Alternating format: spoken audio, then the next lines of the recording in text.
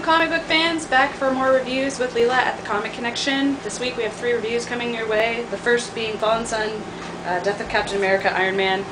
The 5th in 5 one-shots, looking into the stages of grief over the death of Captain America. Pretty good read. We find out here about how guilty Tony is feeling about the death of Cap and where he is going to bury him, which is very interesting.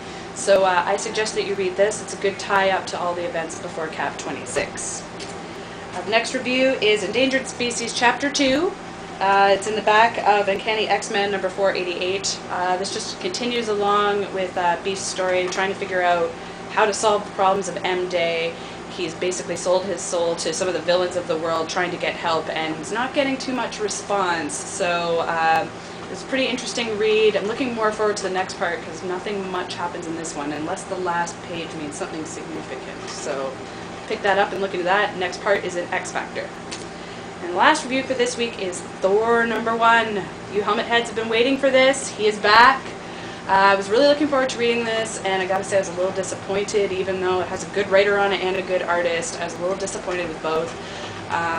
It's got a whole wish moment that's kind of terrible for me, but otherwise I'm glad Thor is back, and you guys should check this out and look forward to number 2.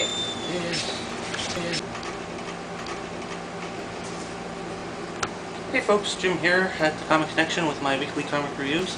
This week is Spotlight Galvatron from IDW, and with story by Simon Furman and art by Guido Guidi.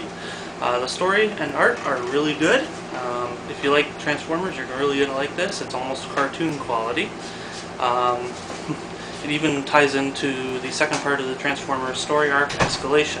So if you want to get something that actually fits in the continuity, I would suggest picking this up. Next up is my buddy David Hutchison's Final Girl number 3.